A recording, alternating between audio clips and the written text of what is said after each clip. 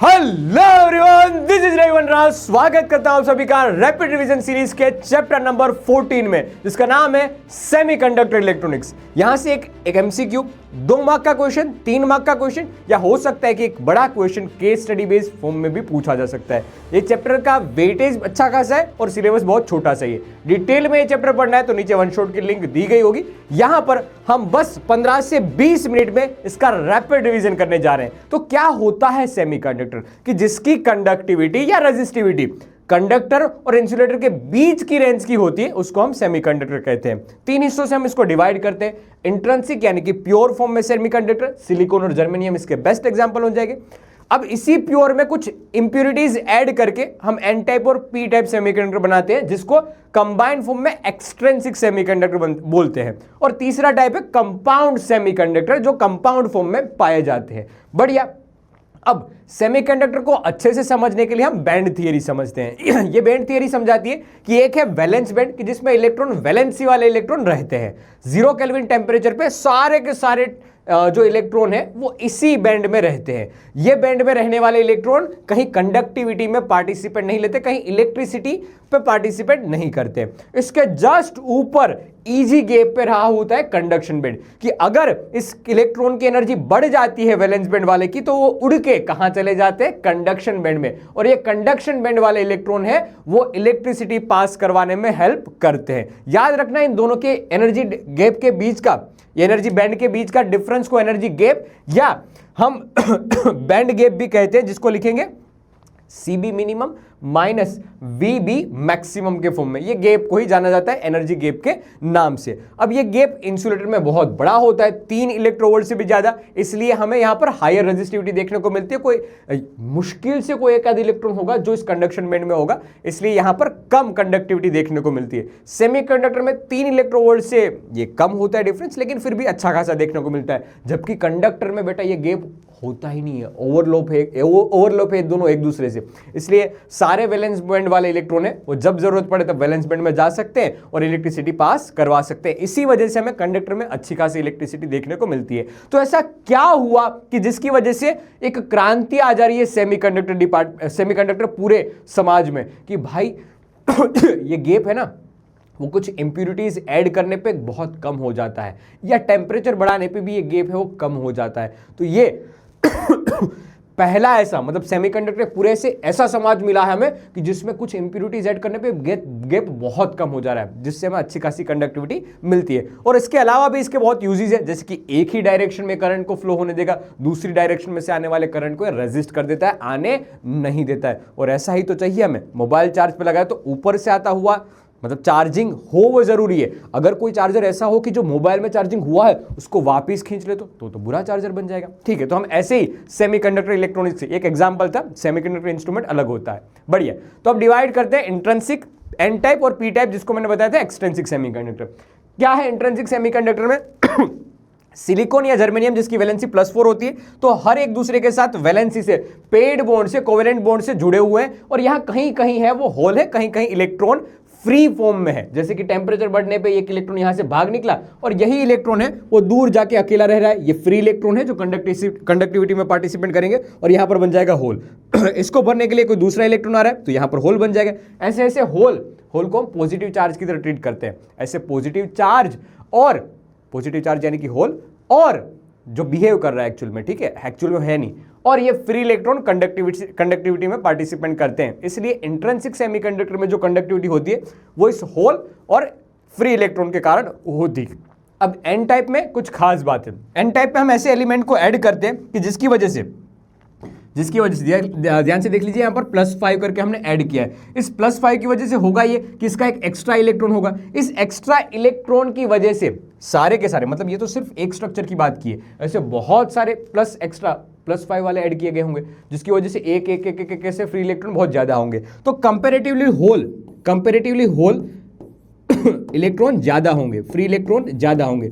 इसलिए इस केस में हमें जो कंडक्टिविटी देखने को मिलती है, मेजॉरिटी चार्ज कैरियर देखने को मिलते हैं, वो फ्री इलेक्ट्रॉन्स देखने को मिलते हैं। यहां से अपोजिट होता है पी टाइप में हम ऐसे एलिमेंट ऐड करते हैं कि जिसकी वैलेंसी +3 हो। +3 होने की वजह से एक इलेक्ट्रॉन यहाँ की डेफिशिएंसी यहाँ पर हो जाएगी, इसलिए एक होल एक्स्ट्रा है। ये तो सिर्फ एक स्ट्रक्चर की बात की, ऐसा एक स्ट्रक्चर बहुत एलिमेंट फॉर्म में बहुत बड़ा होगा, जिसकी वजह से हमें as compare to free electron hole की संख्या बहुत ज्यादा देखने को मिलती है, इसलिए majority charge carrier P type में होल होते हैं। एक इक्वेशन याद रखना इन दोनों के लिए, Ni² यानी कि इंट्रिंसिक की कंसंट्रेशन का square is equal to Ne into NH। Ne क्या होता है? इलेक्ट्रॉन की कंसंट्रेशन, और NH क्या होता है?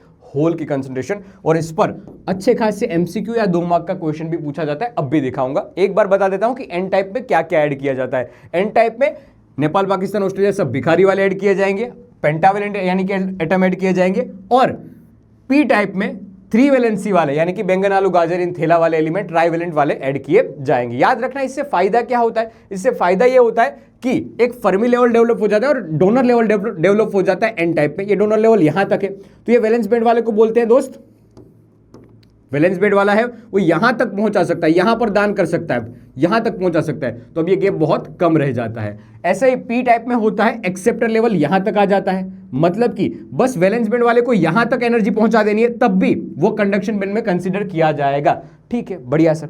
तो ये बात याद रखना, यहां पर एक्सेप्टर लेवल डेवलप हो जाता है, और ये एक्सेप्टर लेवल कहां पर है? वैलेंस बैंड से जस्ट ऊपर। इस एन टाइप में डोनर लेवल डेवलप होता है, और कहां है? जस्ट नीचे है कंडक्शन बैंड में। और दोनों में फर्मी लेवल यहां पर रहता है। फर्मी लेवल क्या होता है कि हमें बताता है कि इससे ऊपर इलेक्ट्रॉन नहीं है, इससे नीचे इलेक्ट्रॉन है। ये बताने का काम कौन करता है? फर्मी लेवल करता है। बढ़िया सर। अब एक क्वेश्चन आया हुआ है 2024 के 5वें पेपर सेट में कि सिलिकॉन क्रिस्टल वगैरह वगैरह वगैरह सारी इंफॉर्मेशन आपको दे रखी है, इसमें कितने ऐड किए गए हैं। देखना, प्योर सिलिकॉन क्रिस्टल की एटम दे रखी है, संख्या दे रखी है, ठीक है। 1 ppm इसमें से क्या ऐड किया गया? एंटीमनी। एंटीमनी क्या है? नेपाल, पाकिस्तान, ऑस्ट्रेलिया सब भिखारी, यानी कि एन वाला है, एन टाइप वाला सेमीकंडक्टर की बात करें तो Ne इज इक्वल टू ये एटम डिवाइड बाई 1 में 1 ppm है, तो 10⁻⁶ डिनोमिनेटर में लिखा, ये हमें Ne मिल गया। फिर क्वेश्चन में सीधा दे रखा है होल की कंसंट्रेशन, NH दे रखा है। ओके सर, और हमें निकालनी थी क्या? Ni, तो Ni² is equal to Ne into NH। Simplify किया और आंसर पाया 1.5 इंटू 10⁻16। तो ऐसे छोटे छोटे क्वेश्चन पूछे जा सकते हैं जो फॉर्मूला बेस्ड होते हैं। अब इसका एक बड़ा पार्ट आता है कि जहां से क्रांति की शुरुआत होती है, जो है पी-एन जंक्शन, कि जो आपने एन टाइप बनाया था ना और पी टाइप बनाया था ना, उन दोनों को ज्वाइंट कर दीजिए। हाँ, एक्चुअल में ऐसे नहीं होता है। एक्चुअल में ना एक सिलिकॉन या जर्मेनियम का एटम ले लिया, पूरा स्ट्रक्चर ले लिया है हमने, एक तरह से डोपिंग की है और एन टाइप बनाया है, दूसरी तरफ से ट्राइवेलेंट की डोपिंग की है और पी टाइप बनाया है, तो एक ही एलिमेंट में ये करते हैं, ऐसा नहीं कि ज्वाइंट कर दिया है। ठीक है, बहुत बहुत अच्छे से दिमाग लगा के पहले बनाते हैं और वेल फॉर्म में बनाते हैं। ठीक है, तो ये बन गया पीएन जंक्शन। लेकिन सर ये बात तो श्योर है कि पीएन जंक्शन में पी में होल ज्यादा होंगे और एन में इलेक्ट्रॉन ज्यादा होंगे, और होल को पसंद कौन है? इलेक्ट्रॉन। इलेक्ट्रॉन को पसंद क्या है? होल। तो यहां से इलेक्ट्रॉन उड़ उड़ के कहां पर आएंगे? पी टाइप की ओर आएंगे। ये होल ट्रैवल कर रहे हैं, एन टाइप के होल ट्रैवल कर रहे हैं, कहां से कहां? एन से पी, और इलेक्ट्रॉन होल ट्रैवल कर रहे हैं ना। ठीक है, ये एक मिनट, यहां पर पी टाइप के होल है, ये होल इलेक्ट्रॉन को चाहते हैं, तो इलेक्ट्रॉन की चाहत में इस तरफ भाग जाएंगे। अरे इलेक्ट्रॉन, मेजॉरिटी चार्ज इलेक्ट्रॉन इस तरफ जा रहे हैं, यहां पर वापस। ये कौन है मेरे लाल? ये है होल, ये है होल। होल किसको चाहते हैं? होल इलेक्ट्रॉन को चाहते हैं। इलेक्ट्रॉन की चाहत में ये होल कहां से भाग रहे हैं? इलेक्ट्रॉन की चाहत में ये होल पी टाइप से एन टाइप जा रहे हैं, तो होल की वजह से जो करंट मिल रहा है वो पी टाइप से एन टाइप की ओर है। बढ़िया सर। अब एन टाइप की बारी। एन टाइप में मेजॉरिटी में कौन है? इलेक्ट्रॉन है। इलेक्ट्रॉन क्या चाहते हैं? इलेक्ट्रॉन पॉजिटिव चार्ज को चाहते हैं, क्योंकि खुद बंदा नेगेटिव है। ठीक है, तो ये पॉजिटिव चार्ज को चाहते हैं। पॉजिटिव चार्ज की तलाश में वो उड़ उड़ के कहां पर आ रहे हैं? इस तरफ आ रहे हैं, पी टाइप की ओर। अगेन इलेक्ट्रॉन का फ्लो इस तरफ है, इलेक्ट्रॉन के अपोजिट डायरेक्शन में हम करंट को मानते हैं, इसलिए अगेन इसकी वजह से जो करंट मिलेगा वो भी कौन सी डायरेक्शन में होगा? वो भी पी से एन टाइप की डायरेक्शन में होगा। तो इस कंबाइंड करंट को लिखा जाता है डिफ्यूजन करंट, कि भाई ये एक दूसरे में डिफ्यूज होने की कोशिश कर रहे हैं। ठीक है, तो इस करंट को कहते हैं डिफ्यूजन करंट। धीरे धीरे, मतलब शुरुआत में बहुत तेजी से बढ़ता है, फिर धीरे धीरे करंट कांस्टेंट हो जाता है। इस करंट को हम डिफ्यूजन करंट कहते हैं। मेजॉरिटी चार्ज कैरियर की वजह से करंट पाया जाता है। अब देख कोई एक ऐसा समय आता है कि जहां पर इनके होल है वो उड़ उड़ के आए, तो यहां पर होल पॉजिटिव चार्ज, और दूसरे वाले के मेजोरिटी चार्ज करियर यानी इलेक्ट्रॉन उड़ के आए थे, डंग डंग डंग डंग डंग डंग डंग, ये इलेक्ट्रॉन आए थे। अब एक तरफ पॉजिटिव चार्ज, एक तरफ नेगेटिव चार्ज, ये एक इलेक्ट्रिक फील्ड का निर्माण कर लेंगे जो इस फ्लो को अपोज करने की कोशिश कर रही है, जो मेजोरिटी चार्ज कैरियर को अपोज कर रही है। देखो ये इलेक्ट्रिक फील्ड क्या कर रही है, अरे इलेक्ट्रॉन तुसी ना जा, ये होल तू इस तरफ ना, वो रिपेल कर रही है मेजोरिटी चार्ज कैरियर के फ्लो को, और साथ साथ ये माइनॉरिटी वाले को बुला रही है कि भाई ट्रैवल कर। ये इलेक्ट्रिक फील्ड को ध्यान से देखो, ये इलेक्ट्रिक फील्ड को ध्यान से देखो, ये इलेक्ट्रिक फील्ड क्या बोल रही है कि है एन टाइप वाले होल, है एन टाइप वाले होल, तुझको मैं इलेक्ट्रिक फील्ड की डायरेक्शन में बहाऊंगा मतलब कि इनके माइनॉरिटी वाले चार्ज कैरियर इस तरफ जाने की कोशिश कर रहे हैं, और इलेक्ट्रॉन अगेन माइनॉरिटी में है पी टाइप में, वो इस तरफ जाने की कोशिश कर रहे हैं। तो अगेन आपको एक ड्रिफ्ट करंट मिल रहा है, ये drift current minority charge carrier की वजह से, अब याद रखना माइनॉरिटी की वजह से, ठीक है, दोनों के माइनॉरिटी की वजह से, पहले वाले में दोनों के मेजोरिटी के कारण था। ओके सर, ये दोनों के मेजोरिटी के कारण था। ओके शुरुआत में डिफ्यूजन करंट ज्यादा है, धीरे धीरे ये डिफ्यूजन करंट कांस्टेंट हो जाएगा, डिक्रीज नहीं कांस्टेंट हो जाएगा, और ये ड्रिफ्ट करंट है वो धीरे धीरे बढ़ेगा। किसकी वजह से बढ़ेगा, इस इलेक्ट्रिक फील्ड की वजह से बढ़ेगा। जहां पर ये इलेक्ट्रिक फील्ड बन रही है ना, उस रीजन को डेप्लीशन रीजन कहते हैं, और at equilibrium situation drift current और डिफ्यूजन करंट इक्वल हो जाता है। ठीक है, समझ में आ रही है बात। डिफ्यूजन करंट आपको समझ में आया, कौन सी डायरेक्शन, पी से N type, drift current N से पी टाइप की डायरेक्शन में होता है। ऐसे छोटे छोटे क्वेश्चन पूछे जाते हैं। अब बात आती है डायोड की। देखना ये पीएन जंक्शन कैसे बनता है वो हमने समझा है। अब इसके पीएन जंक्शन से कुछ नहीं होता, लेकिन पीएन जंक्शन को अगर सर्किट फॉर्म में यूज किया जाए तब बहुत कुछ होता है। तो पीएन जंक्शन को दो टर्मिनल के फॉर्म में बाहर निकाल दीजिए, एक पी टाइप की ओर से एक निकला और एक एन टाइप की ओर से निकला है। ठीक है, तो देखो ये दो टर्मिनल के फॉर्म में लिख दिया है। ये पी टाइप को सिंबॉलिक रूप से रिप्रेजेंट करने का तरीका है। ओके सर, ये एक और ये दूसरा। ओके और अगर इस P को पॉजिटिव टर्मिनल या हायर वोल्टेज के साथ, हायर बोलना चाहिए, पॉजिटिव नहीं बोलना चाहिए, P को हायर के साथ और N को लोअर के साथ कनेक्ट किया जाता है ना, P को हायर और N को लोअर के साथ कनेक्ट किया जाता है, तो इसको फॉरवर्ड बायस कहते हैं, ट्रू कनेक्शन कहते हैं। ओके, और P को लोअर के साथ, P को लोअर वोल्टेज के साथ और N को हायर वोल्टेज के साथ ज्वाइंट किया जाता है, तो इसको रिवर्स बायस कहते हैं। देखो खास बात ये होती है कि रिवर्स बायस में करंट को फ्लो होने नहीं देगा, करंट को बोलेगा तुसी ना बह, तुझे मैं बहने नहीं दूंगा। फॉरवर्ड बायस में ये कंडक्टिंग वायर की तरह बिहेव करता है पीएन जंक्शन की भाई हाँ जितना करंट है बह जा। आइडियल होता है वो एक तरह से कंडक्टिंग वायर की तरह बिहेव करता है कि भाई जितना है बह जा, हमें कोई फर्क नहीं पड़ता है। याद रखना फॉरवर्ड बायस में जब भी इसके साथ एक्सटर्नल बैटरी जो ज्वाइंट की जा रही है वो फॉरवर्ड बायस में, तो हमेशा ये डेप्लीशन रीजन को घटाएगा, ओके, बैरियर पोटेंशियल को घटाएगा और करंट को फ्लो करवाएगा। और अगर रिवर्स बायस में तो ये उसी माइनॉरिटी को सपोर्ट करने वाले को बढ़ाएगा, बैरियर पोटेंशियल को भी बढ़ाएगा और करंट ऑलमोस्ट जीरो हो जाएगा। यहां से एमसीक्यूज पूछे जाते हैं मेरे लाल। तुम्हें बात छोटी लग रही है लेकिन इस बात की गहराई बहुत बड़ी है, यहां से क्वेश्चन आते हैं। अगर आई वर्सेस वी की कैरेक्टरिस्टिक्स ध्यान से देखी जाए, ये क्वेश्चन बहुत बार पूछा जाता है, 2024 में पूछा गया था। तो धीरे धीरे फॉरवर्ड बायस में बहुत धीरे धीरे करंट बहता है, फिर एक ऐसा पोटेंशियल आता है 0.6 या 0.7 के आसपास कि अब ये रैपिड फॉर्म में थोड़ा सा वोल्टेज बढ़ाने पे भी रैपिड फॉर्म में करंट बहता है। मिली एम्पियर में करंट हमें देखने को मिलता है फॉरवर्ड बायस की बात करते हैं तब। और रिवर्स बायस में बहुत छोटा करंट, बहुत देखो धीरे धीरे वोल्टेज आपने बढ़ाया, बहुत धीरे धीरे हल्के फॉर्म से ये करंट बढ़ रहा है। देखो ये मिली एम्पियर में माइक्रो एम्पियर में करंट बढ़ रहा है, बहुत हल्का, मतलब नेग्लिजिबल है। लेकिन हाँ इसमें भी एक कंडीशन है कि अगर आपने एक देखो यहां पर वेरिएशन देखना, कहां 100 वोल्ट, अगर 100 वोल्ट यहां पर वेरिएशन देखो 0.2, 0.4, 0.6, 0.8, बहुत छोटा वेरिएशन था। यहां पर इतना बड़ा वेरिएशन और अगर आपने 100 वोल्ट से ज्यादा लगा दिया, बाई टूट जाएगा डायोड। अब मेरी शक्तियां नहीं रोकने की, तो फिर मतलब ये डायोड है वो ब्रेकडाउन हो जाता है। इसी को ब्रेकडाउन वोल्टेज कहते हैं और करंट सट से बहता है।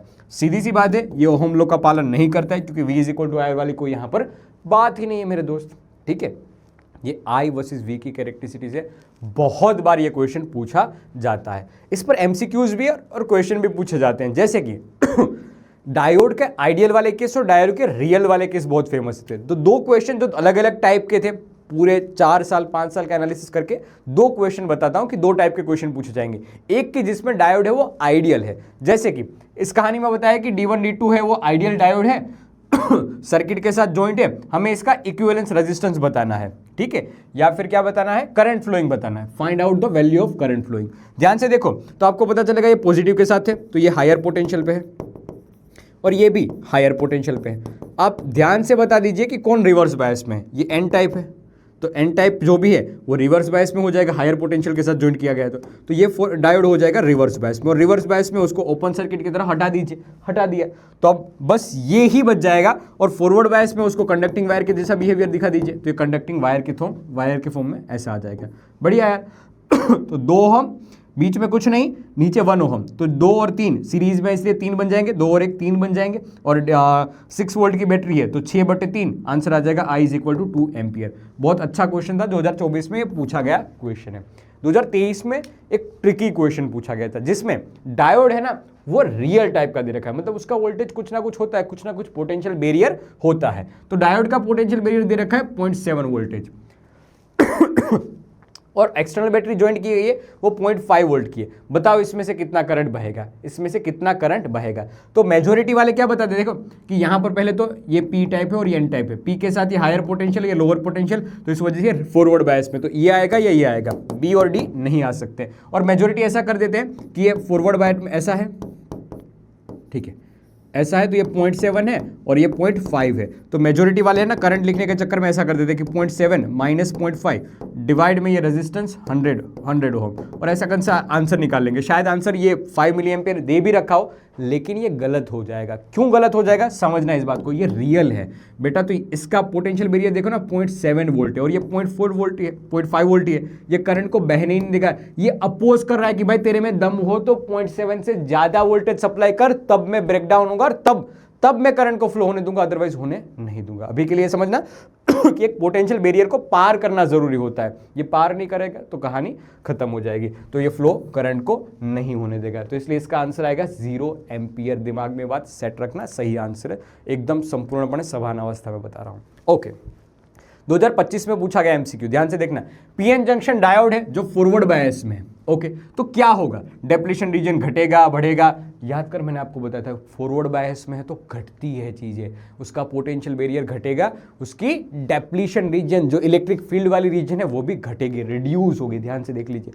तो ये छोटे छोटे क्वेश्चन लेकिन पूछे जा सकते हैं, वैसे क्वेश्चन है और पूछे भी गए हैं। देखो 2025 का क्वेश्चन था, ठीक है। Last topic of the chapter जो कि है रेक्टिफायर। क्या होता है ये रेक्टिफायर, कि जैसे करंट को रेक्टिफाई करने का काम करता है। जो अल्टरनेटिंग करंट था ना उसको अब ये डायरेक्ट करंट बनाने की कोशिश में हम ऐसा मशीन बना रहे हैं, ऐसा इलेक्ट्रॉनिक्स डिवाइस बना रहे हैं, क्योंकि इसमें सेमीकंडक्टर का भी यूज कर रहे हैं।